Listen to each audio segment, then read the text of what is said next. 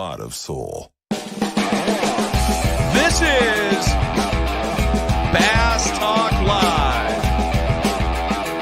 Your host, Mark Jeffries and Matt Pangrack. BTL is brought to you by Lowrance, Lose, Strike King Lures, Bass Cat Boats, Ducket Fishing, Spro, AFCO, Big Bite Baits, Sunline, and TH Marine. BTL coming at you. Good Monday, everybody. Welcome once again to another edition of BTL Bass Talk Live, where Matt and I are going to talk bass fishing and anything else that we want to talk about. Yes, Matt is remote this morning, and Matthew, it had been a while since we've done a show. Our last show was Tuesday. A lot has taken place over the past, 6 days? Yeah, Justin Lucas now has a trophy from every major organization. He just posted a picture of it. He got the FLW Tackle Warehouse Pro Circuit title on Lake Erie by bucking the trend. You know, we had Frank Scalish on in one of the best shows of the year last year, Mark, in my opinion, and a lot of other people's opinion too. Frank killed it. But we spent a lot of time talking about that run to St. Clair and how much bigger the fish would be in St. Clair and how crappy Lake Erie's fishing and glacial deposits and all sorts of stuff. And then Justin Lucas basically wins it within sight of the launch ramp. While a lot of guys rip their stuff up. Like, oh, so-and-so caught 16 without a trolling motor. And guys like posting like send it early in the morning. And then later in the day posting like their console in their driver's seat going, send it too hard. Like all sorts of crazy stuff like that. But yeah, it was a good tournament. Yeah, guys that stayed close and finished in the top 10 and guys that made long runs and finished in the top 10. So, yeah. All right, good show today. We're going to have Justin Lucas on here in about 15, 20 minutes. Double guest show. We're also going to have Mike Surman on, the Florida pro, with a very, very, let's just say, unique situation that took place on the Mississippi River. And a lot of discussion after fellow pro David Dudley threw a video out there about a situation that occurred with Surman getting stuck. Yeah, so Tom Monsoor wins that tournament, Mark. And apparently, and I didn't know anything about this. This is all just through talking to guys. Apparently, Monsoor has a son who's got an airboat, and multiple guys got stuck. And then the guy pulls him off with the airboat, and they're like, "Thanks," and he's like, "It's $2,500." And they're like, "What?" So Monsoor was one of these guys, and then David Dudley goes on an epic Facebook rant about how wrong it is that they charge that much to pull him off the sandbar. So you actually tried to get Dudley on, and he was like, screw that, you need to get one of the guys you got stuck on, right? Exactly, yeah. We were texting back and forth. And so we're going to have Mike Surman on to talk about it. He was not the only angler that had that situation occur during that event on the Mississippi River. No. Are we naming names on who else it happened to? Yeah, it doesn't matter. Dino Rojas. Yeah. Got it stuck. Speaking of professional anglers on Facebook rants, did you hear the other one? No. With Randy Blockett. I did not. Going off on how technology is taking the magic out of bass fishing and there has to be a line drawn somewhere. And now it is basically to the point of just throwing a cast net over the fish and bringing them to the way it's. I mean, he's in the parking lot of a gym for 10 minutes and just goes off.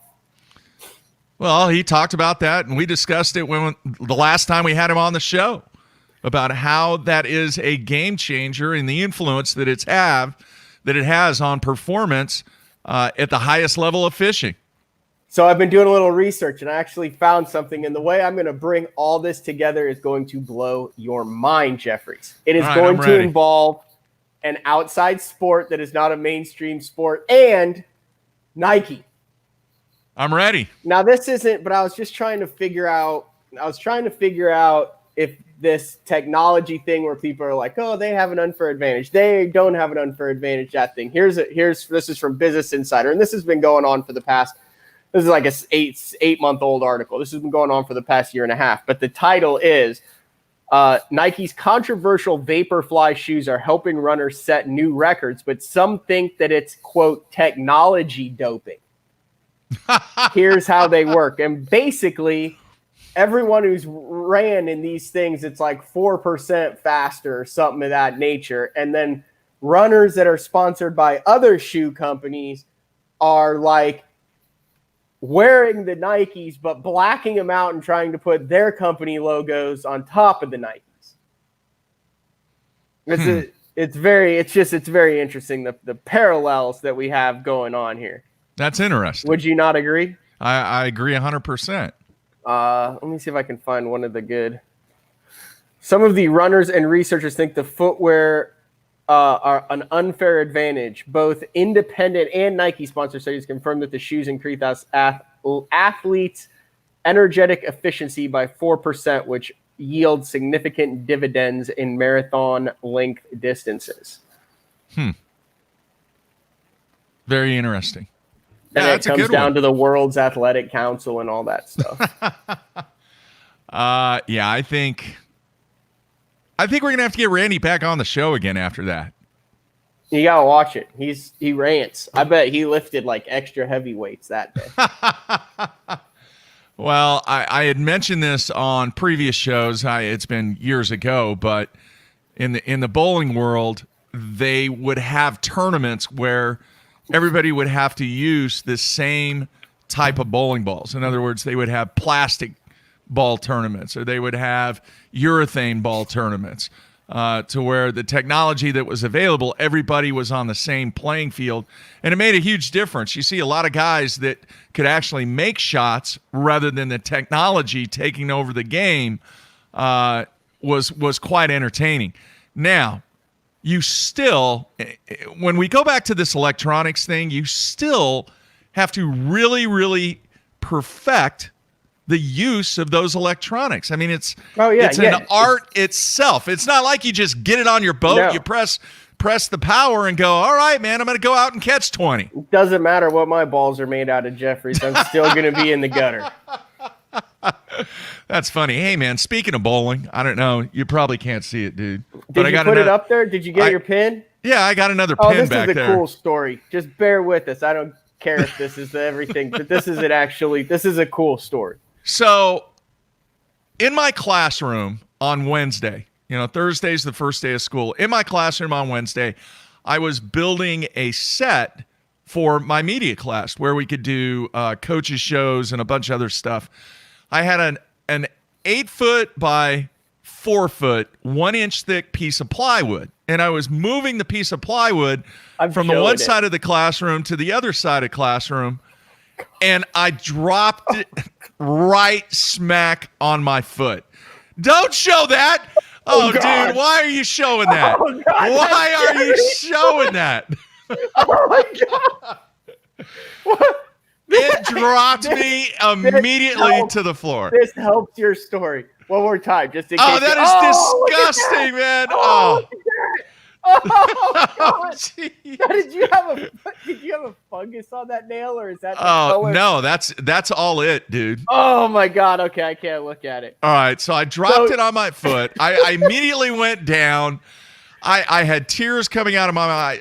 I had never experienced that kind of pain. I apologize before. I can't believe you showed that. So early. Someone's over there eating like a sausage link for breakfast, going, well, I'm not finishing that one. No, that was so disgusting. Anyway, you had a bowling tournament coming up. I got the thing wrapped up, and I didn't put my shoe on. I got home, and I was like, dang, what am I going to do? I got a bowl tomorrow. I had a tournament this weekend. So on Thursday for my league, I wrapped the thing up. It was disgusting. It was bleeding like crazy. Me being on blood thinners. The thing who wants to see it again? No, nobody wants to see that again. I'm showing what you did after you get to it. Yeah. So bowl league on Thursday night, and I went 248, 236, then started off the third game. Had you cut your shoe off yet? Yeah, I had the toe. Look, there's his bowling shoe. Afterwards, for that big nasty toe, he just takes a pair of scissors. It was an old one. Actually, I took an X-Acto knife and cut it out so I could put my bowling shoe. It was a 20-year-old bowling shoe that I had somewhere. Anyway, so I go 248, 236, and then start off with the first 9 strikes. On my third game, it had been, gosh, I don't know, 30 years since I had bowled 300, and ended up stepping up there and just crushed the next 3 shots and shot 300, 784, I think is what I bowled for 3 games. So grabbed another pin, and that was number 33, Matthew. 33 300 games. Yeah, that was number 33. So wow. But first one in 30 plus years. So I've had an 800 and a 300 within the last 4 weeks, and I'm telling you guys, I'm in a zone. There's more to come. I got the drill press in the corner. We're going to start pouring molds there, Matthew. That's the equivalent of pouring your own, of Paul Mueller, right? That's right. That's right. So really good weekend. And yeah, my foot is killing me. And anyway, I ended up breaking 2 toes. The big toe is broke, and then the toe that's next to it, and you can't do a doggone thing with broken toes except split it up, wrap it up, and that's it. That's not good. And that was disgusting, man. I cannot believe it added to the story, dude. I mean, there's a difference between my toe hurts and like something that looks like it's out of like it was so nasty. Movie. Oh, it was so nasty. Is it still nasty? Oh yeah, it hurts so bad. Well, those 2 toes now are solid purple. They're not even flesh color anymore. Well, they weren't flesh color after it happened. I know. It's just, feet are disgusting to begin with. So anyway, really good week last week. All right, real quick, before we take a break, I want to mention John Cox in a tiebreaker, lost out on the tiebreaker. Some people, I got a few emails about, hey, why is John Cox going to be allowed to fish the St. Clair event when he was fishing on Lake Erie? Well, for the Erie event, for the Elite Series, it's off limits. Correct, Matthew? Right. I'm getting to the answer that I got here. Yeah. And he is fishing. Some people were saying because everybody is in next year that he wasn't going to fish, but I did receive confirmation from Bass this morning that, yes, he is fishing. Yeah, so what I got was there was the FLW Super Tournament didn't have off limits as far as going from Erie to St. Clair. Follow? Yeah. But the Elite Series has off limits going St. Clair to Erie. So like when you go through the Detroit River, you can't fish below the number 3 bridge. So he fished the Super Tournament, but couldn't go above the number 3, couldn't go up the Detroit River, I guess, to St. Clair. It's either up or down. I'm bad on directions. I'm just letting you know now. It's one of the ways. So he could technically have gone there in FLW, but he'd have DQ'd himself for the Elite Series if he did. So he avoided that water, so he did not fish any fishable water for the Elite Series, and therefore he's eligible to compete on the Elite Series and the FLW Pro Circuit. I would be interested in knowing if Bass kind of made that rule that allowed him to fish that tournament, because in the past, I believe that Erie has been open. Yeah. It'd be interesting to see if that was a Bass rule that was made for John Cox that allowed him to fish it. And it was interesting. I guess they had that rule last year too. But what's interesting is Cox went in, he missed some of the FLW events. He was in the Angler of the Year race. And Ron Nelson just absolutely slammed the door on that. Did not leave any room for anyone else to make a run. So in hindsight, he probably made the right move. He probably wouldn't have caught Ron Nelson. And I at first was kind of wondering why Cox, who was in the Angler of the Year race on the pro circuit, wasn't kind of going after that. and then realized it's because there really wasn't anything on the line for him. It was entry fees into next year's tour, which there's no guarantee that he's going to be able to fish next year's tour, depending on when the schedules come out, right? Right. And a trophy. So it's like the $100,000 wasn't there anymore.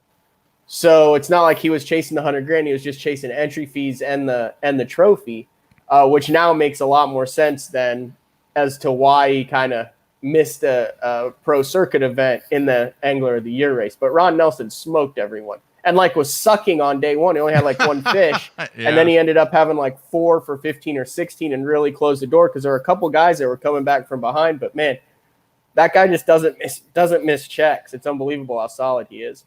Yeah. Yeah, absolutely. All right, real quick, I want to let everybody know, listen, folks, great news. I got confirmation on Friday. We're going to do another watch party with the permission of Bass. Bruce Aiken has approved BTL to do another watch party. So our schedule this week, we're going to go, obviously, today, tomorrow. We've got Andrew Upshaw on, going to talk about creating his own West Coast swing, which was kind of cool. He went out there and fished some of the one bass stuff, went to Clear Lake, and I had some inquiries about, hey, man, get Upshaw on, have him talk about creating his own West Coast swing. So we're going to have him on tomorrow. Then no show on Wednesday. Then on Thursday, day one of the Elite Series at Lake St. Clair, we're going to have the watch party again with Mark Menendez. Mark Menendez will be live. We're asking people to submit if you want to be part of the watch party. We had a full party last time. The feedback on it was very, very cool. This time, Matt's going to be part of it. So if you're interested in taking part in the watch party on Thursday, just shoot me an email, mark@basszone.com, and I will respond to that, send you the video link, and you can pop in, pop out, ask Mark questions. That was one of the coolest things about what we did at Lake Champlain on day one is the people in the watch party, Matt, were able to ask Mark questions as we watched John Cox. Very cool. Yeah. So that's the plan on Thursday. If you're interested in being part of the watch party and being part of the video feed, just shoot me an email, mark@basszone.com, and we will go from there. All right, man, is there anybody more on fire in the bass fishing world than Justin Lucas right now, Matthew?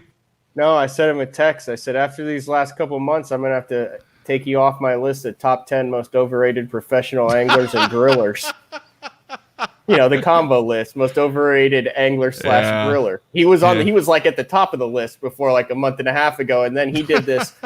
He did this brisket. This brisket looked phenomenal. It had 7 or 8 steps. It involved wrapping it, slow cooking it. Then he wins the BPT event. Then he wins the Pro Circuit Super Tournament. Had a really good other Pro Circuit Super Tournament.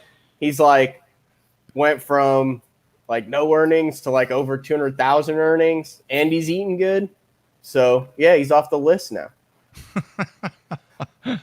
Yeah, he would be at the top of the list of that smallmouth tour that you wanted to create. Yeah, can we ask him about that? Yeah. We'll get into that. All right, let's do this. Let's take a break, and we will come back with Justin Lucas here on a Monday. Everybody stay tuned. We'll be right back.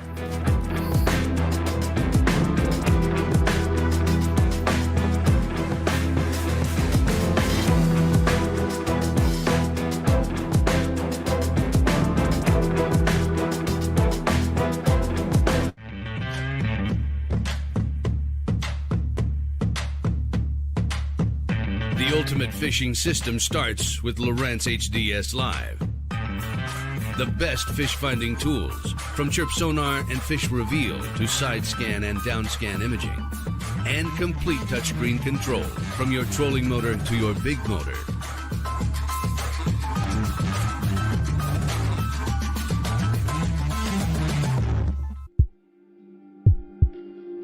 We've paired one of the most iconic hulls in the history of bass boats with a proven lineup of trusted accessories. We're bringing you best-in-class value and performance, leaving others in your wake. Turnkey value, turnkey performance. The Pantera 2 is an overachiever in the 19-foot category. Once you hit the throttle, you'll feel the rush, and there's no looking back. Kevin, what are you doing here? Oh, I'm just filling in for Billy. I need 660 shad crankbaits in the Series 5 model. We're out. You're not out. You got all kinds of them right there. We're out. Kevin, I need 6. Have a lollipop. I do not want a lollipop. Have a lollipop.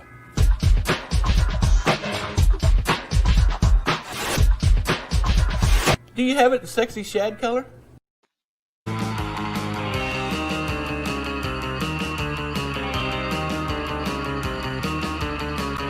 Professional angler, you've got so many things on your mind. Any advantage that we have is key. And not only rods and reels and lines and baits, but in our clothes. And the guys at AFCO, they have something for every situation. There's nothing AFCO hasn't thought about with the fishermen in mind. It's designed for fishermen, by fishermen, for every scenario you can come to.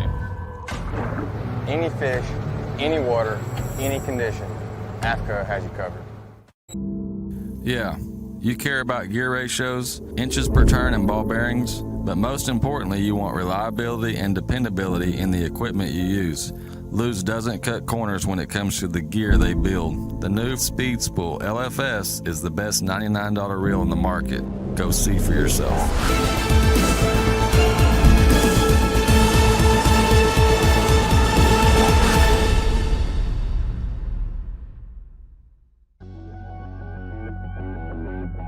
The name SPRO says it all. SPRO stands for Sports Professionals. When you look at the pro staff that SPRO has brought on board over the past 15 years, it's been pretty incredible. I mean, one got it just then. From the development of the rock crawler to the McStick, from the Fat Papa to the Little John series, when you tie a SPRO bait on, you know it's been designed by a professional to get the job done.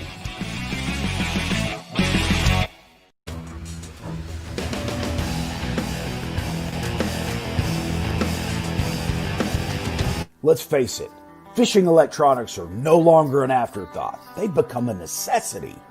And at the Bass Tank, our experts match you with the right electronics, provide professional installation, and educate you to help maximize your catching results while providing support along the way.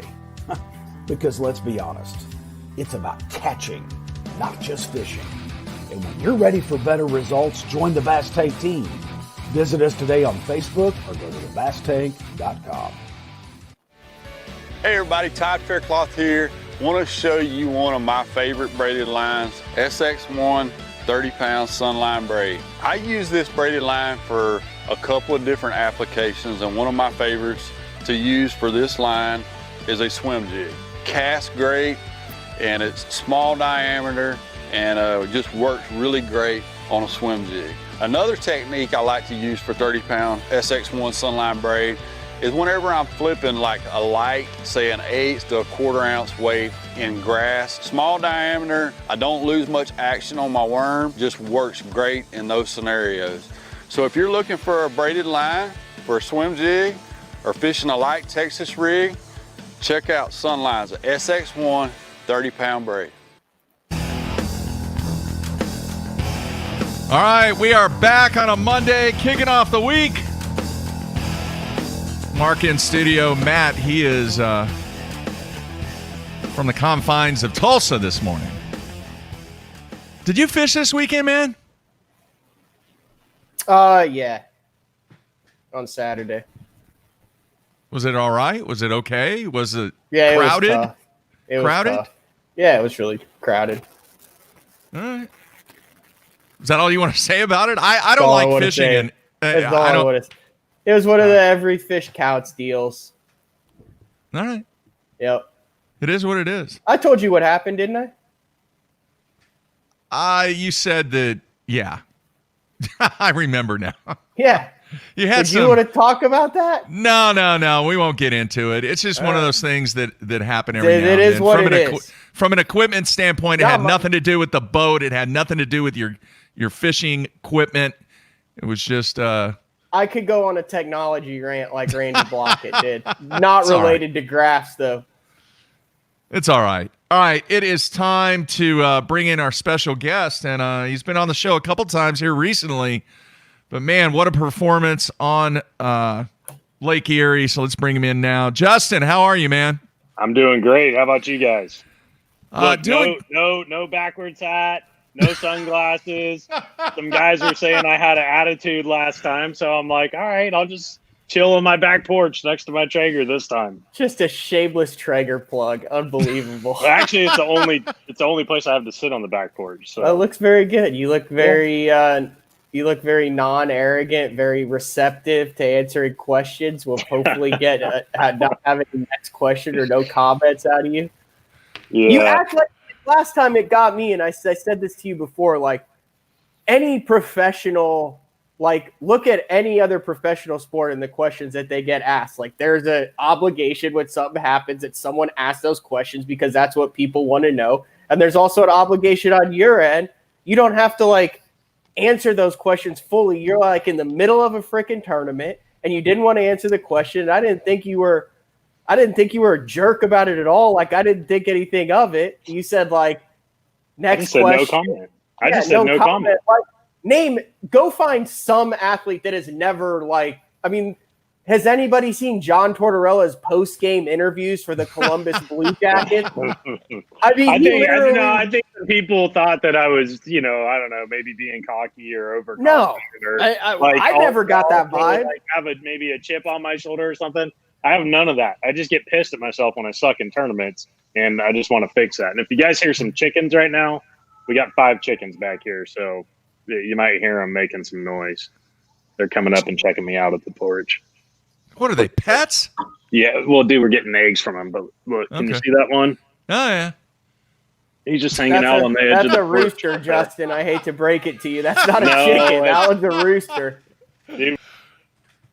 Oh, he went away. Man, where'd he go? The chickens caused some flack there. He'll come back. He also have to understand, like, he's around, like I said, he's got one brother that was a professional mixed martial artist and stuff, and another one who's in the golf. Like, he does the professional stuff. He's always very professional. Anyway, we were just saying that was a rooster, not a chicken, but you'll figure that out eventually when you get the eggs one time. We have 5 chickens, and we're getting like 5-6 eggs a day, so I don't think any of them are roosters. And they're not crowing or whatever roosters do. I don't know what they do. They don't wake you up in the morning? They're not cock-a-doodle-doing, dude. Yeah. Yeah. All right. Yeah. Let's get into your week, dude. You're knocking it out of the park. And I want to start off, what was the plan going into it? And last time we talked about the situation where you really felt like you were going to win. Did you have that same feeling again in your tournament prep when you were putting your game plan together? This time anytime I'm fishing for smallies since 2017, I feel like I just expect to go there and get paid. That's not being confident. And then I feel like if things go right, I should be able to make a top 10. The only time I ever felt like I could win was Sturgeon Bay, just because that was exceptional. But this week, my number one goal was do not go to St. Clair. And make sure that's kind of clear. Is that clear enough for you guys? Yeah, we're good. Okay. Was not to go to St. Clair. I did not want to go to St. Clair. Not to mention, back at the Mississippi River, we were having dinner, and I told these guys, I'm like, it is not going to be one in St. Clair. It cannot be one in St. Clair. You're talking about taking a bass boat across the ocean and hoping for perfect weather, which we had darn near, honestly, perfect weather for the Great Lakes. We were able to fish all 4 days. The last day might have been, a little questionable, but it was fine. Everybody was safe. And, so my goal was to not go to St. Clair, to find, some areas close. I really wanted to catch them east, like Ruggles Beach, Vermilion, Lorraine, all that stuff. But I spent a day of practice over there, and I had one bite from 6 a.m. to 2 p.m. And so I knew, I just knew that wasn't, obviously that's not productive.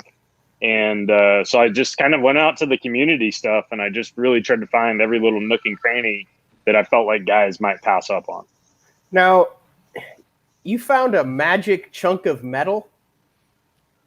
Yeah, but I was calling it a space missile all week. I honestly don't know what it is still. Gray Buck was supposed to go out there and drop his camera, but I think it was pretty rough the day after the tournament. But it was either I think it was either, I mean, it could have been a space missile.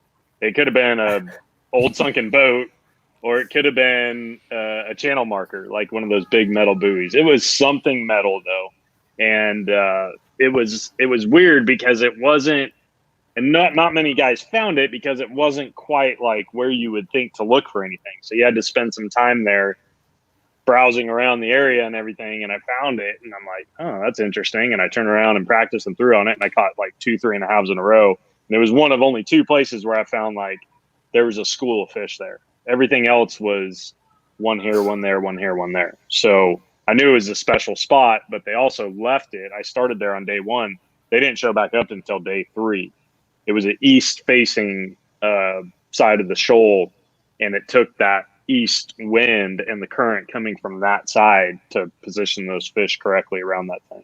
How many guys were out? You were kind of in the same vicinity of Bertrand for the majority of the week, right? Like, I mean, just in the same general vicinity. There's basically like 2 shoals out there that are like, you could call them 2 miles long and 1 mile wide, something like that, roughly.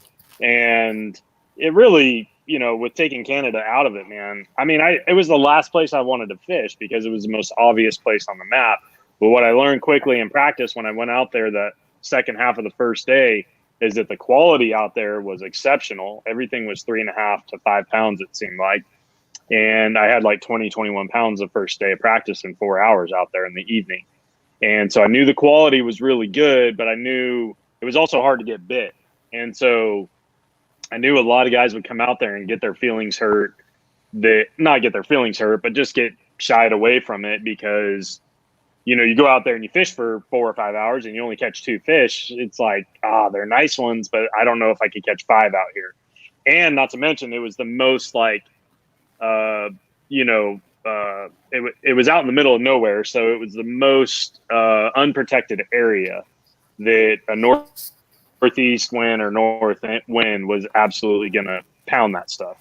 And I felt like that would turn a few guys off too, because we were getting some northeast wind calling stuff. And I'm like, maybe that'll keep some guys out of here as well.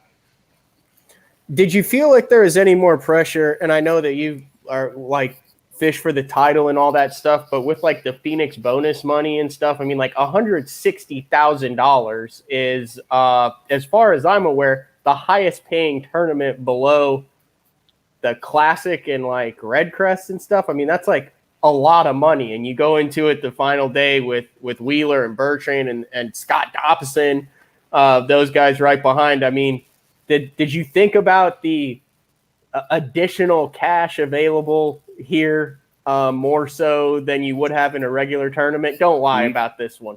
Not until I was done. Not until I was in the weigh-in. Not until I was in the weigh-in line. I honestly didn't even think I had a chance to win the last day. I knew that I had to stay out there to give myself a chance, but that's why I never got like overly excited on a fish catch or anything. I'm just kind of like, well, if I'm catching them, Bertrand's catching them and Wheeler's catching them. And I screwed up on day 3 when I only caught 18 pounds and Bertrand caught 22. I really thought I took myself out of contention, but I also knew that like it was tough to get bit out there, that even as good, I consider Josh the best smallmouth fisherman there is, in my opinion. And as good as he is, I was like, there's a chance he could only catch 2 or 3. But when I was catching them and we're fishing in the same vicinity of each other, I just felt like he was catching them too. So yeah, I never thought about the money, never even really thought about winning the final day until I was about to leave that area because my batteries were dying and Josh was fishing. I ran over to him and talked to him for a second, and he said he only had 10 or 11 pounds, and that was with like an hour and 15 minutes left.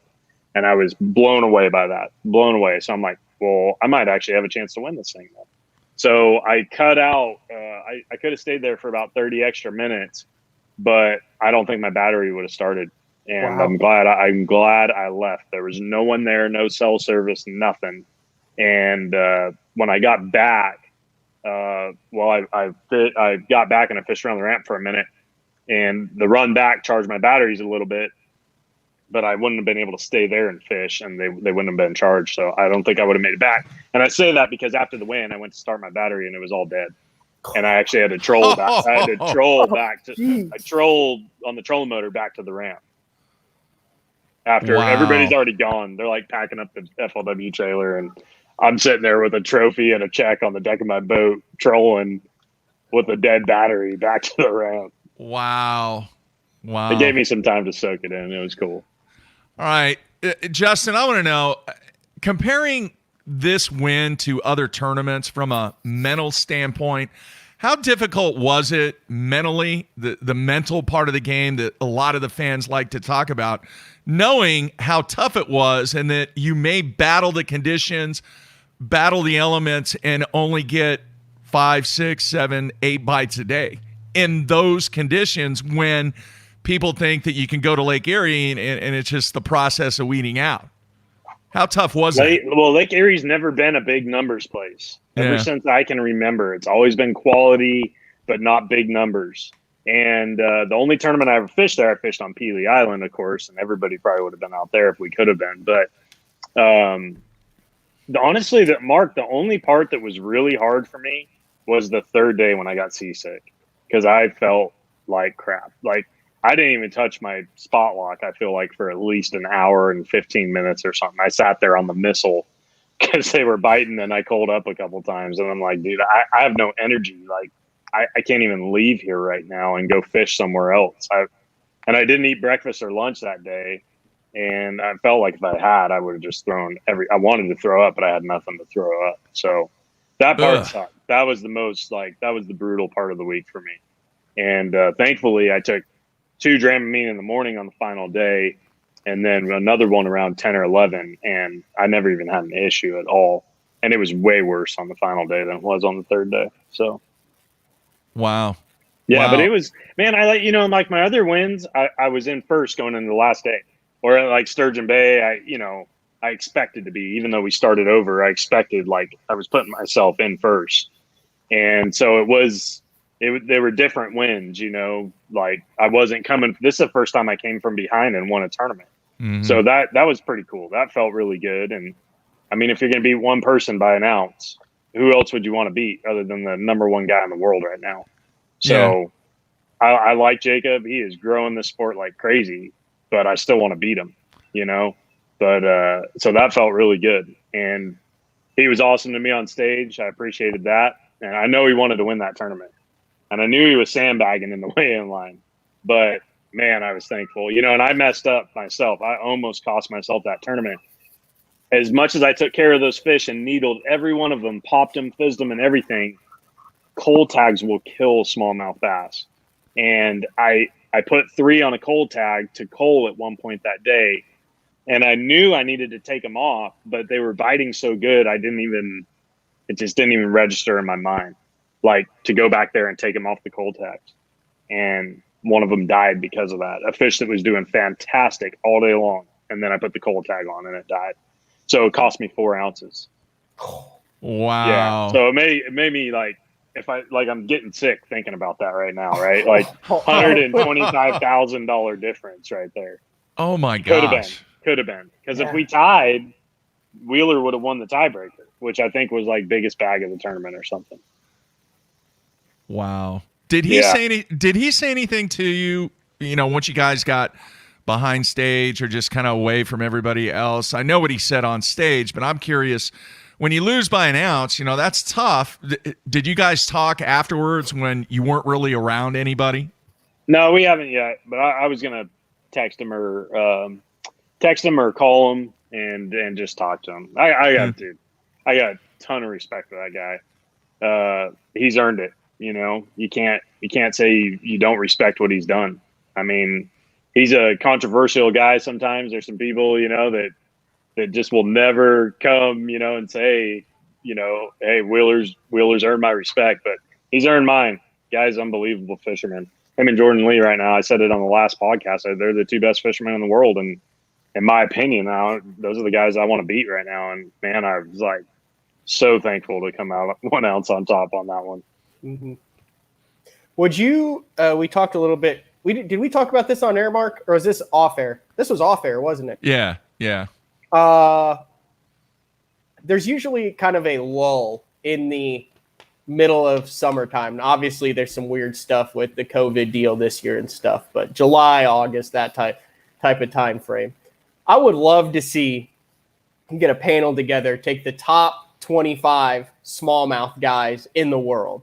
And it's a smallmouth only tournament that does 4 stops across the north on the best smallmouth fisheries, 2-day tournaments. Have a marshal in your boat with you. You can only weigh in smallmouth. It's your best 5, but like you said with the cull tags, catch, weigh, release on your best 5. Yeah. And kind of have a month-long tour that is broadcast with some big money involved in the entry fees with the top 25 smallmouth guys from all 3 frickin' tours. I think that would be awesome to watch, and I think you'd get a lot of interest from people around there. I mean, imagine you, Lucas, the Johnson brothers, Bertrand, Aaron Martins. I mean, just the guys who freaking catch them up there. Is that something that you would be interested in and think would be kind of like a cool spin-off during that kind of month and a half when usually nothing is going on? Yeah, I think that'd be awesome. I would absolutely sign up and do something like that. I mean, it'd be tough I guess it would be dependent on what the entry is and what the paybacks are. What would you be I mean, take logistics. Let's say you can make it work logistically. What would you be willing to throw your hat into that ring?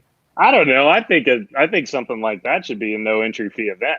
I think. We're going to go down the no entry fee path again, are we? I'm just saying. Why do I want to pay to go up against if you have 25 guys and you're only given 12 or 13 checks? Mm-hmm. Dude, those guys are studs. All those guys. Yeah, so are you? Yeah, but that's how tournament fishing works. Yeah, I don't know. That's something that you would be interested in exploring. Yeah, maybe. Who's the most underrated smallmouth guy out there that people wouldn't mention, but that you would be like, he would be a scary good pick around smallmouth? That's not like in the I'm a smallmouth guy realm. I don't know, man. I'd have to think about that. That's a tough one. I don't know. I really don't. I would put Elam in there. I wouldn't want to mess around. I wouldn't want to mess around with Elam offshore smallmouth fishing, but he gets a little bit because he rooms with Bertrand and stuff, but he's really good offshore like that. Yeah, he is. He's excellent with his electronics and just getting off the bank for sure. I don't know. I'd have to think about it. I mean, I could put Elam on that list. Yeah, I don't know if he'd be the top. I'd have to look at everybody. Who is the top in your opinion? Smallmouth fish? Smallmouth only guy. Put him on any of those smallmouth fisheries that you guys have fished from the St. Lawrence all the way to Oahu. I mean, I feel like Bertrand is. You got pick. I mean, I feel like Bertrand is. He won St. Lawrence River a couple of years ago. He had 96 pounds or something.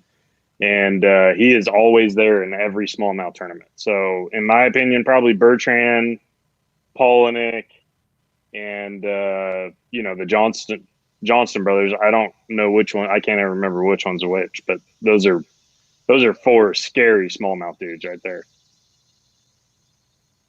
Interesting. Hey, Did Justin. we lose Matt? Yeah, he'll be back. He probably got a phone call or something. No, it just all went dead. Huh. Anyway, what was his answer? I just said Polinick and Bertrand and the Johnston brothers. They're all. I think you can put them all in that same group.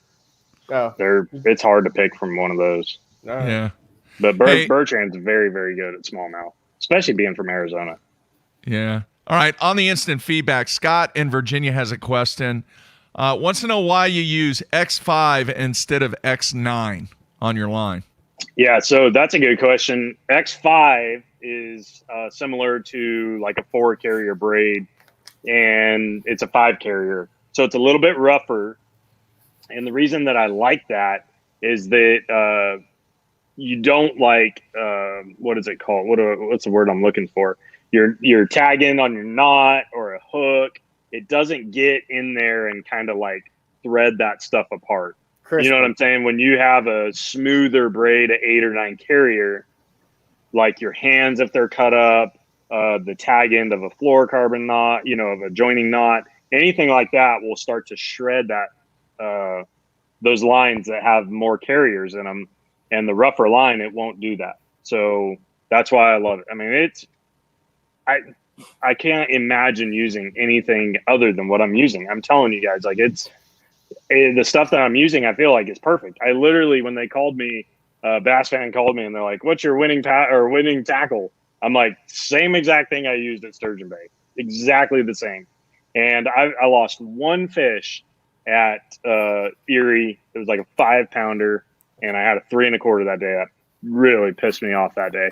But that was the only fish I lost. And then I broke a couple hooks because I was catching so many at Sturgeon Bay that I actually breaking the hook. But other than that, like, it's perfect. Real quick, when you're talking about carriers, and correct me if I'm wrong here, but the higher the carrier, you're talking about like a strand of, think of like a rope, and a rope. If you think of rope as braid, which I know it's not, but you have the filaments, right? And you're basically weaving the filaments together. So when Justin's talking about a 4 carrier, that line, or a 5 carrier, that line's going to be a little flatter because there's only 4 or 5 of those filaments that they're intertwining together. When you get a higher carrier, you're talking about more filaments, therefore you can have a rounder diameter line. So when you hear people talk about the 8 carrier and stuff, you have more filaments in it, which makes it rounder, but it also makes it a lot softer and more suppler, to where it's harder to get crisper because you have a lot more, I guess, little spider web, little filaments and I feel in like there than the you do. heavier carrier lines actually they get flatter quicker on your reel. Like when they stack it on a reel, it just gets a little bit flatter on a spinning reel, and I don't like that. I mean, I literally can put I spool my spinning reels up at the beginning of the year, and unless I get a crazy bad wind knot, I don't even put new braid on my spinning reels all year long. Like, I just have little 8-pound fluorocarbon spools that I go through and put leaders on them, and that's it. Like, it's super efficient, and I still tie the crazy Alberto knot to join them because you guys saw, like, at Sturgeon Bay, I had 7 drop shots rigged up. I could retie every one of those during my breaks, and I never had to spend a minute. Same thing here at Lake Erie. I had 6 on here. I never spent 1 minute during the tournament retying a drop shot. Wow.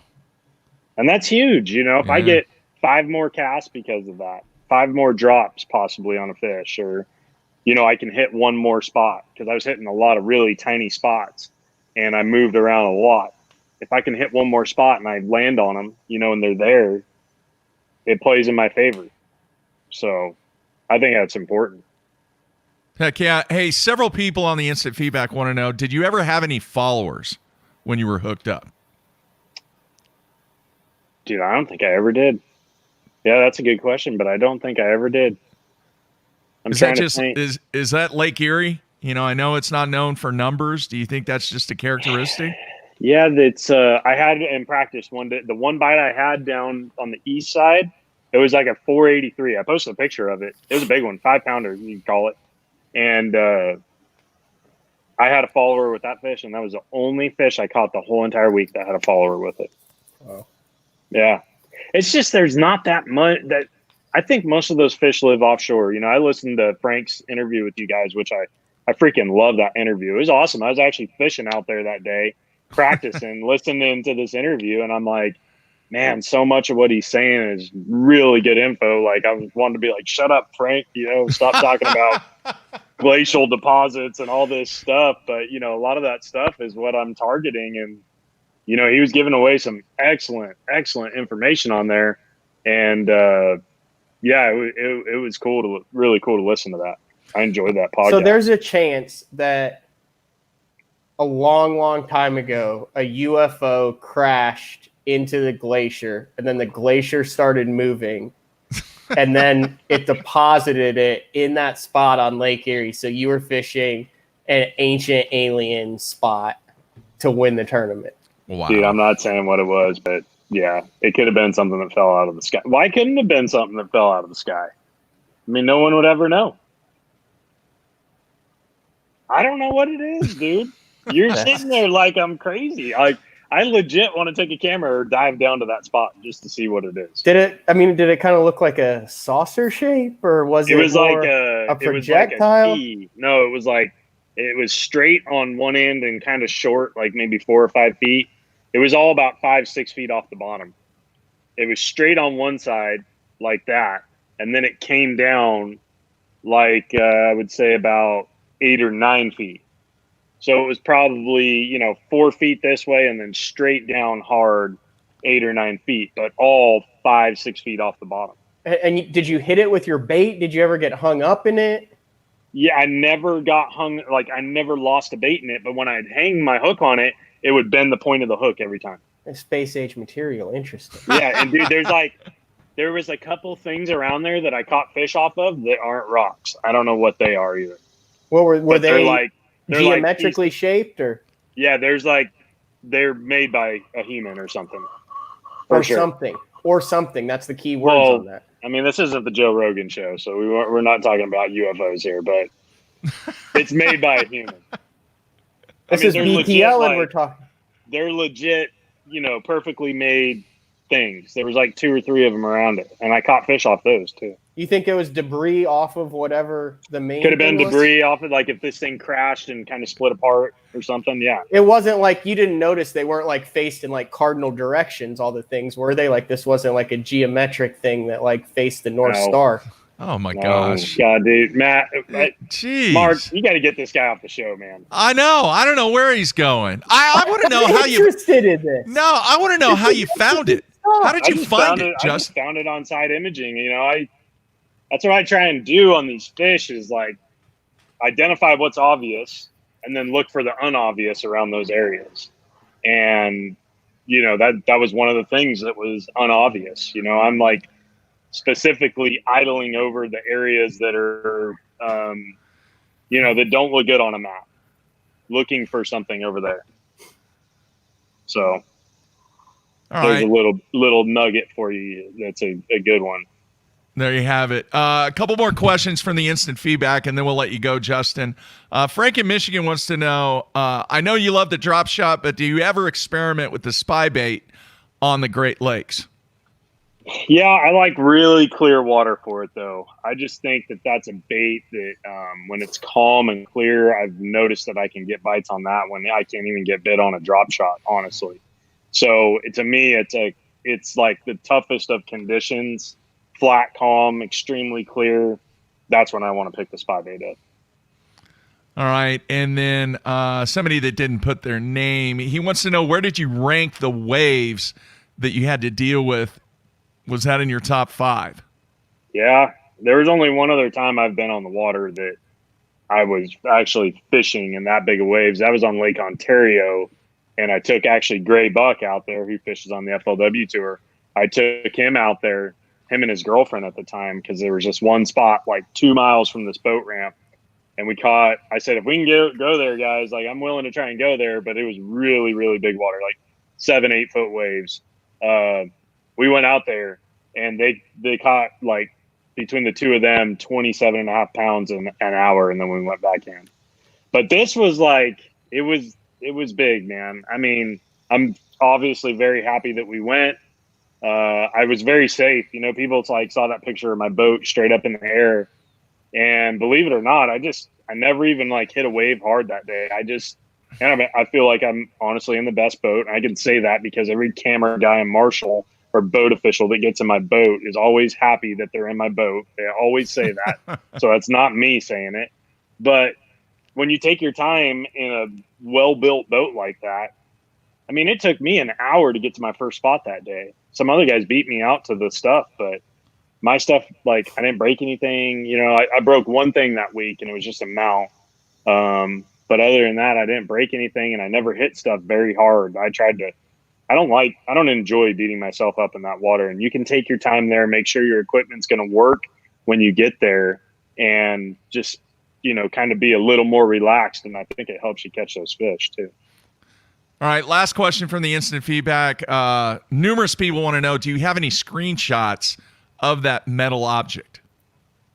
The UFO. Yeah. Yeah. Well, I have it was the only place I could idle over. Let me find a picture on the phone here. Did you see Jeffrey's toe picture that I showed you? Earlier, Lucas? No, I didn't. You don't need to look at that. Dude, check this out.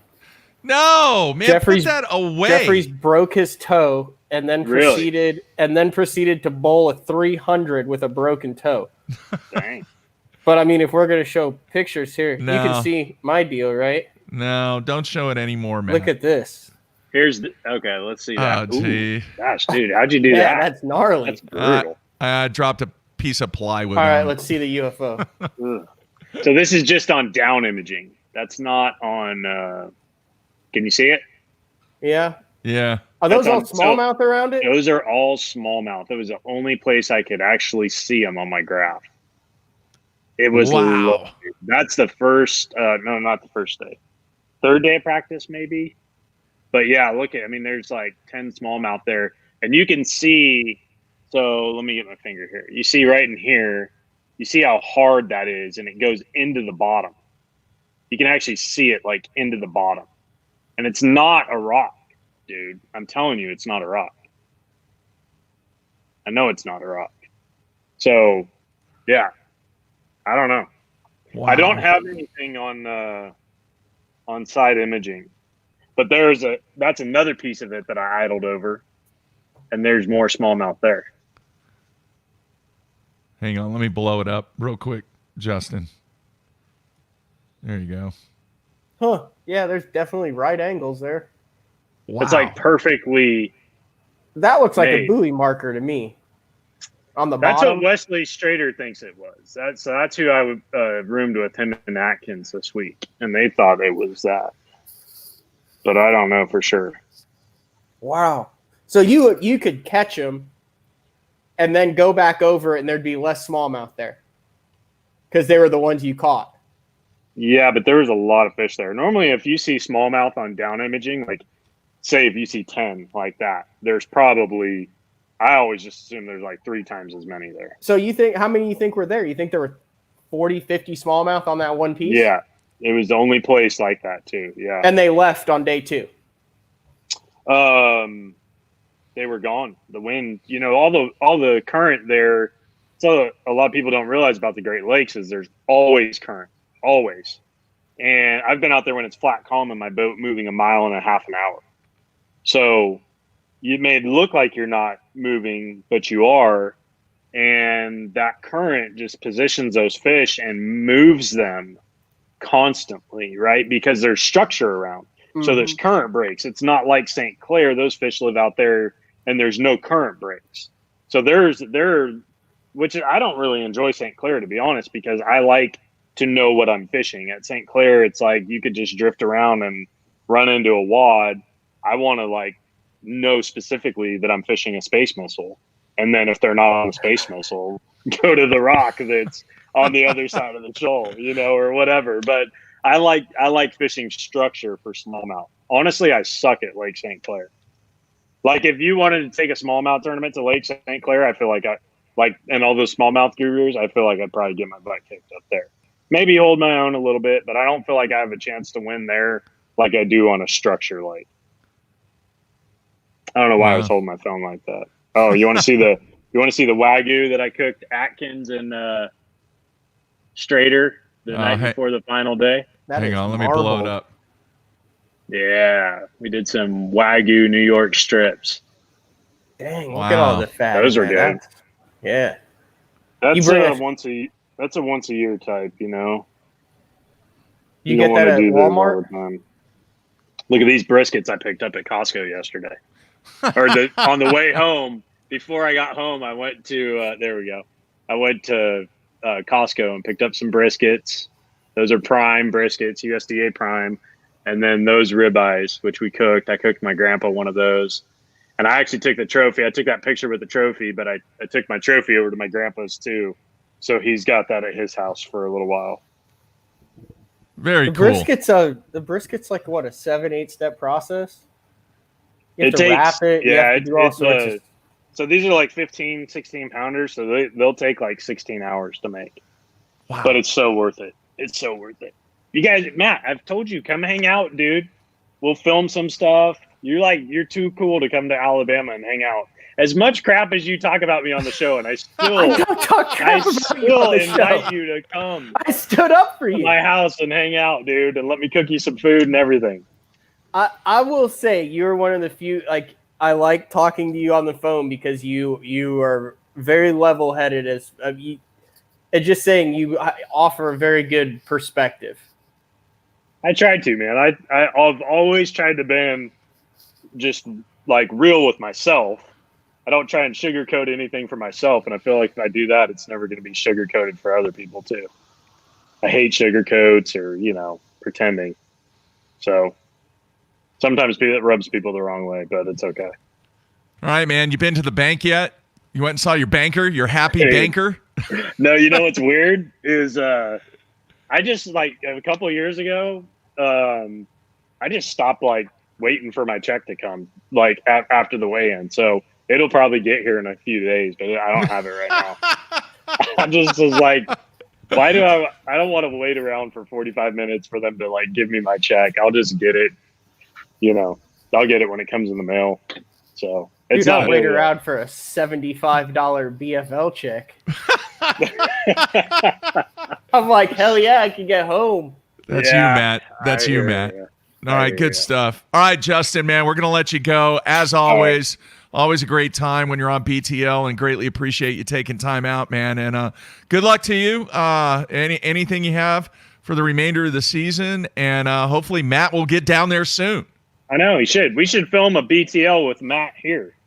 That would be cool. We can do that now with this new software.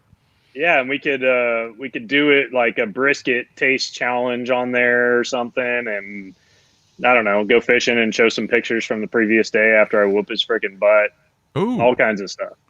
Don't make me break out that $5 bill. I'm just saying. I feel like that comment. I was in Oklahoma on your water, bro. I feel like you forgot what I have in my back pocket. That was your home water. It's expected. That's Thank you bad, guys. though. Hey, I appreciate you guys having me on. I love the show. I listen to it all the time, and yeah, you guys just keep doing your thing. And Matt, come on down. Mark, you're welcome too. All right, man. Just get that toe fixed first. Oh, I know. All right, man. Take care, Justin. Okay, see you guys later. See you. All right, there you have it, Justin Lucas. Good stuff. All right, Matt. Let's do this. Let's take a quick break, and then we will come back with Mr. Mike Surman. So everybody stay tuned here on Monday. We'll be right back.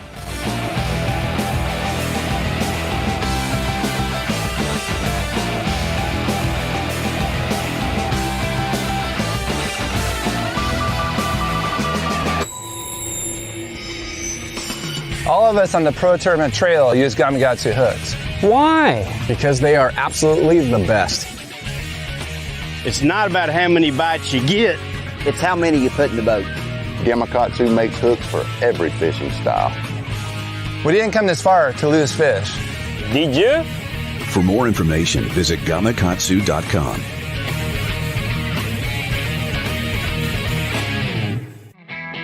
The Big Bite Baits Kamikaze Swim On is a very unique bait, and it's got a full body but with ribs to give it a bigger profile but not more plastic. It's got a jointed tail that gives it a lot of action, as well as this up and down crawl type trail with holes and ribs in it, so it creates a bubble trail almost. This bait is supposed to be fished upside down or vertical like this on a great for a chatterbait. I prefer it on a swim jig as well, but you can also cut it down and put it on the back of a finesse jig. Flip it around for some spotted bass or flipping docks. Anytime you want a small, compact, little trailer for it, this is great for it. So check out the full lineup of swim-ons at bigbitebaits.com.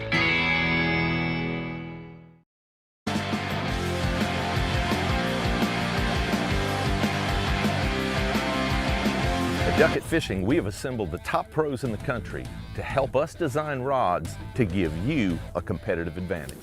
Castability, strength, durability, action, sensitivity, weight and balance, and consistency.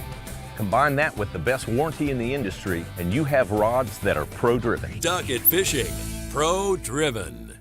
Blue Water by TH Marine, offering LED lighting solutions for your boat, trailer, truck, ATV, and so much more.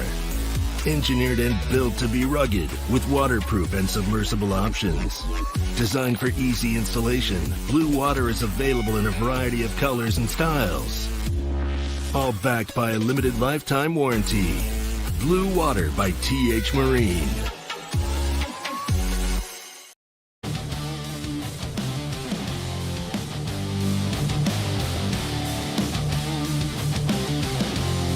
All right, we are back on a Monday, kicking off the week here on BTL, and it is time to go to our second guest. And I really appreciate him taking time out. I know he's got a conference call, Matt, at 11 Eastern, so we got about 15, 20 minutes, and I thought it'd be a great idea if you were listening when we opened up the show. We talked about the video that David Dudley put out about a situation of Mike getting stuck on the Mississippi River, and David suggested, he's like, look, you need to get Mike on the show. You don't need to get me on the show.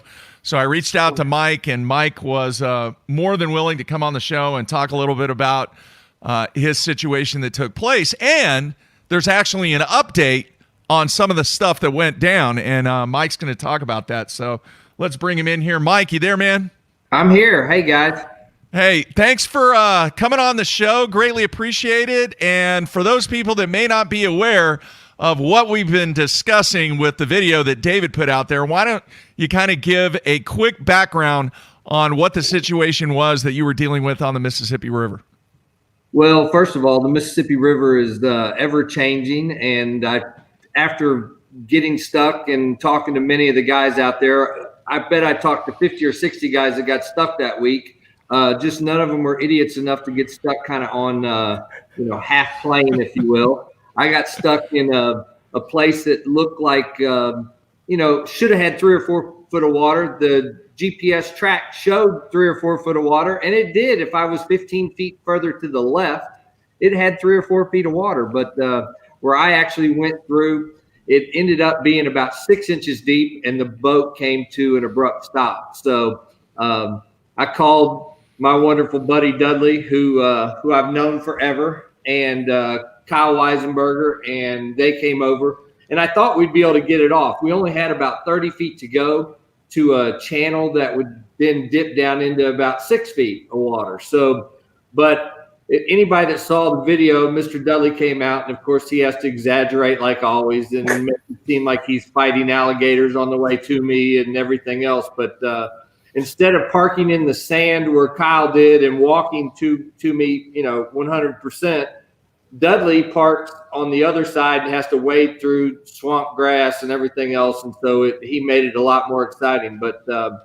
after about an hour, the 2 of us or the 3 of us trying to push and get the thing, we'd only moved it probably, 3 feet in an hour. And we knew that the sucker just was not going to get off. And so Dudley said, I'm going to call Tom Mansour, who's a local and been fishing FLW forever. And he said, I'm going to call Mansour. Mansour will, surely know somebody that's got an airboat or a tow service or whatever and get you off. So Tom talked to Karen Savick and had Karen call Tom's son, Jed, who's got a big airboat, huge motor on it and whatever, and said there'd be no problem. He can get you off. So had to wait about an hour and a half. Jed arrived in his airboat, and when he arrived, he said, did Dad tell you how much, I charge? And I said, no. And he said, well, it's $2,500. And when he said $2,500, I thought he was kidding. I mean, I didn't know. I really, down in Lake Okeechobee, they pull you off for $200, $300, whatever. And I was fully expecting to pay $200, $300, even $500. But when he said $2,500, I was kind of shocked, but and not looking forward to paying $2,500. But I had no options. If I was going to fish, this was the second practice day. It was first thing in the morning, so I had not even made a cast yet when I got stuck. So I really had no options. So he pulled me off, and it took him about 3 minutes. It was really an easy deal with he has a real powerful airboat. So it was very easy. Pulled me off, like I said, in about 3 minutes, and we were done. But when I got back that night, and of course, my whole day was kind of ruined because then I didn't want to practice anywhere. I wanted to idle everywhere. So I didn't want to get stuck again. Hell, I'd already paid $5,000 entry fee or whatever, and now I've got $2,500 insurance. Is like I needed to get a check to try to break even now. So so I kind of had a lousy practice. My mind was not right. I was definitely all shook up with the $2,500. And when I got back that night, I told Dudley and Kyle asked what happened, how long did it take, and the whole deal. I told them the story.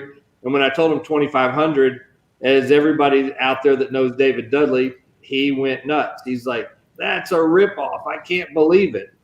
Well, one thing led to another, and David posted his video, and I guess, lots of people heard about it. And I never really wanted to say anything about it openly, publicly, or whatever, because from what I had known Tom Mansour, for years, I never knew him well, but I fished against him. I've been on the FLW tour since day one, and Tom's been around forever. I wanted to at least give him an opportunity to explain to me why it was 2,500, and at least give me a reason or see if he was going to do something, because, like I said, we are kind of family. And lo and behold, yesterday I got a phone call from Tom, and he had gotten home and talked to his son, and I guess he called me and said, "Look, we're not going to charge you anything." So there's an update. He did the right thing. When guys get stuck at Lake Okeechobee or whatever, I would be glad to help them. We're a traveling family. We're out on the road 20 hours away from home. We don't know a lot of people, and the right thing to do was what he did, or charge me $500, $300, whatever it was. But he made the decision. I offered to pay him $500, $750, whatever he wanted, and he said, "No, as long as I'm alive, nobody's going to pay anything." And Dean Rojas also got stuck, and he tore up Dean's invoice and mine. So he did the right thing, and I really appreciate it. That's good stuff there. All right, real quick, Mike, can you tilt your camera just a little bit, because all we see is your head. There we go. Is that better? Yeah. Is that a Picasso in the background? It is. Is it really?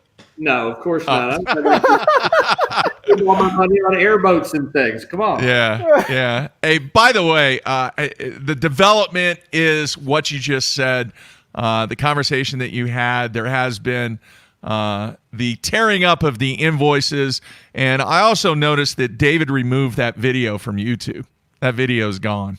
Yeah, he removed the video, and I talked to him about it or whatever. And like I said, David really didn't want to. We are family out there in the fishing community. He really didn't want to rip, and but he is passionate. We've roomed together on and off for a few years, and my roommate forever was Clark Winlet. When Clark went to Bass, I started rooming with David, and David's one of those guys that he's very passionate about things, and he's very passionate about protecting his friends, and he put it all on there, and he was very harsh, but that's David Dudley. And, I wanted to apologize to, like, Karen Savick was involved in it. All she did was do the invoice.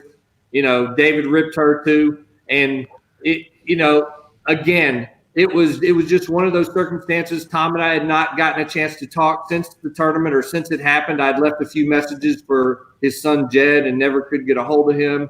And I didn't want to really get out there in the public and start ripping or do whatever. I wanted to, see if we could work something out, because it wasn't just going to be the 2,500. My insurance company has on my policy, it says reasonable and customary towing is included, but my agent did not feel $2,500 was reasonable and customary. So I have a feeling I was going to get stuck with the whole 2,500 and just instead of the deductible.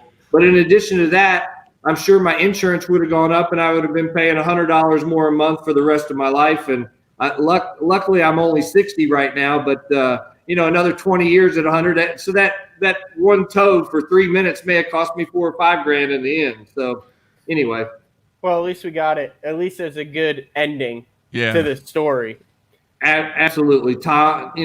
In addition, Tom should have torn it up from day one, because he's rich anyway. He wins all these tournaments. $160,000 or whatever he won on the Mississippi in that very tournament. So I was giving him hell. I said, "Tom, I'm not a rich guy." I said, "I don't go around winning tournaments all the time like you." And he just kind of laughed. But he did the right thing, and I really appreciate it. And I'm sure Dean Rojas does also. And like I said, there was 50 other guys at least that got stuck that week, but unfortunately, I just kind of got stuck a little bit harder than anybody else. Wow. All right, I got to ask this. The next time you go to a body of water that is similar to that, where you have the opportunity to get stuck? I mean, does this come into play at all as far as your plan, or did the whole situation give you a different outlook as to what you try and get into?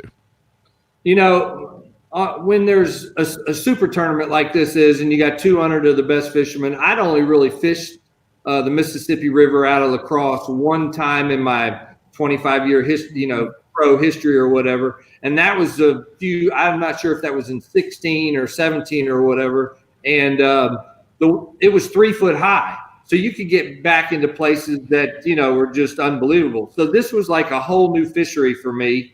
And when you've got 200 of the best guys in the country, I was trying to find something out of the way and get way back in, or something, where I could find them that maybe somebody else didn't. Well, that's got its issues when you try to do something like that. I was not running. I was probably only running about 35, but I was on pad. And when you're on pad and you come from 3 foot of water to 6 inches of water, the boats, the Ranger boat's a little bit heavy, and it just went straight into the sand and didn't move another inch. Yeah, for those people that didn't get an opportunity to see the video, I mean, David got out of the boat. He was, right there in the middle of the muck trying to help you out and everything. And I got to tell you, that's pretty cool to see that friends like that will get together and try and help each other out. And he was all in, but that boat was not budging. No, and he and Kyle both think that they're Superman and super strong, and we can get that out, no problem. Well, all right, well, come on, let's go. But it was kind of almost tilting the back part. The front, we could move the front left or right, but the back part, like I said, was in 6 inches. And if we were 15 feet further to the left, we would have been in a foot, or, probably 14, 15 inches, and the boat would have floated. But we just could not get it that 15 feet further left or whatever. So we tried everything, and we found out that Dudley's not as strong as he thinks he is. It's unbelievable. Like, I fished that open at the Arkansas River, and I got out, and you don't realize how heavy a fiberglass boat is until you've got it centered where, you can, like you said, you can wiggle the nose, you can move it, but you're putting everything you've got in it. You can't get any traction because of the mud, because of the sand, because of the silt bottom. And I mean, it is dead weight. I did it on the first day. I got stuck and had to get out to push it off, and it took me 5 minutes, and I wanted to try to get back in there. But I mean, I was scared to get it stuck again, because I was like, man, there is no way that I can move this dang boat.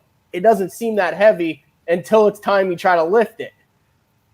You're exactly right. And the crazy thing is, I got stuck the first day just on trolling motor going in, and the current kept pushing. And so I had to get out the first day and push. But it was, I was just kind of trolling back into a little place.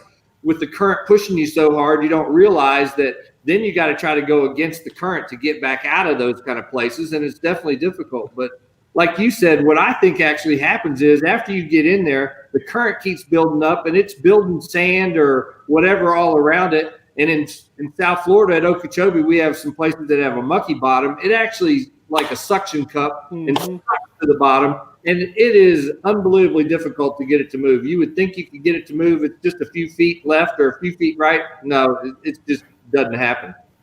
Wow.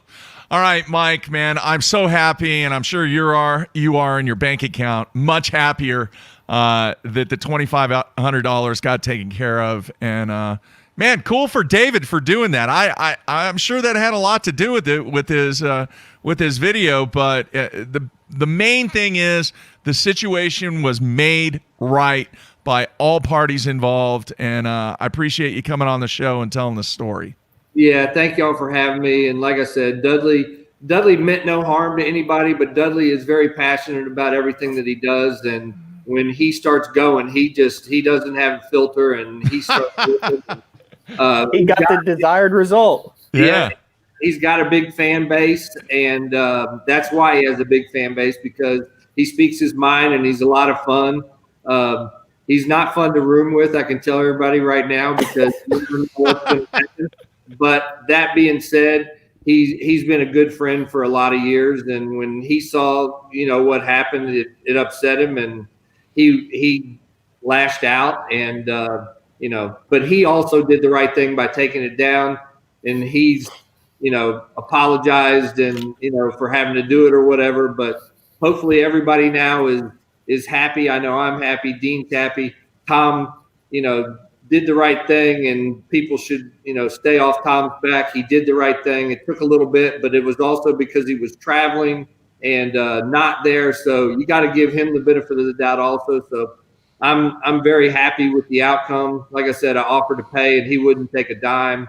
But that being said, everybody should be happy in the situation. And I'm just thankful. Hopefully next time I go back there, I don't get stuck and I don't have to pay $2,500 to get off somewhere. All right, Mike. Thank you so much for being part of the show and coming on today, and best of luck to you for the remainder of the year. Thanks, guys. I love y'all's show, and I listen all the time, and keep up the great work. All right, appreciate Thank it. you. Take care, man. Y'all take care. All right, see ya. There you have it. That's a good deal that worked out the way that it did, Matt. Yeah, and Mike Surman, I mean, the guy's been around forever. Yeah. Started fishing the FLW tour all the way back in 1996, numerous Forest Wood Cups and stuff. Actually had a pretty good year this year. Three checks and over $30,000 in earnings. But I mean, I'm glad it worked out the way it did. Real easy to avoid that whole situation altogether. I mean, just saying. But yeah, I mean, I don't know. You can go both ways with the. No, you really can't go both ways. There's no way to justify what originally happened there. But hey, at least they. It sounds like they did the right thing in the end. Yeah. Especially with Mansour winning and getting the check and all that, and yeah. I would love to have been in the like Mike. I feel I would love to have been in the boat with Dean when they said $2,500. Oh my gosh, DEFCON 5. DEFCON 1. Oh yeah, 1. I get those mixed up all the time. Yeah, that Sorry. needs to be on the shirts that we still don't have. Yeah, keep working on that. All right. All yeah, right. but I mean the power of the social media though, on the YouTube and stuff. I mean, no one would have ever known that existed if it wasn't for David Dudley. Yeah. Agreed? Agreed, 100%, man. So kudos to David Dudley for doing what he did. Yep. All right. Anything else? No, that's it, Mark. That was You're a good one today. Big thanks to Justin Lucas and his Traeger. You got to make that trip, man. Surman. We got to make that happen. I've been down there. Remember when I did the Gunnersville documentary? Yeah. He literally had a stand for his one trophy at the time. Yeah, I remember just that. Won the one Elite Series. Now he's got, 2 Elite Series, of MLF, BPT, and FLW. He's got a bunch. Yeah. All right. Andrew Upshaw tomorrow. Watch party on Thursday. Please, if you want to take part in the watch party, and if you don't know what we're talking about, go back and look at the previous watch party that we had with Mark Menendez on Lake Champlain. That's what you can take part in on Thursday, day 1 of the Bassmaster Elite Series, right here on BTL. More info to come on that. But if you want to take part, please send me an email, mark@basszone.com. All right, Matthew, take care. Be safe. Upshot tomorrow. And that's going to wrap it up. Anything else? No, it's all good. Sorry about showing the toe pick twice. Oh, jeez. But it added to it. Congratulations. You bowled a 300 with a toe that looked like it was about to fall off. How many people can say they've done that? Yeah, that's a good point. All right, everybody, be safe out there. That's it. We're out of here.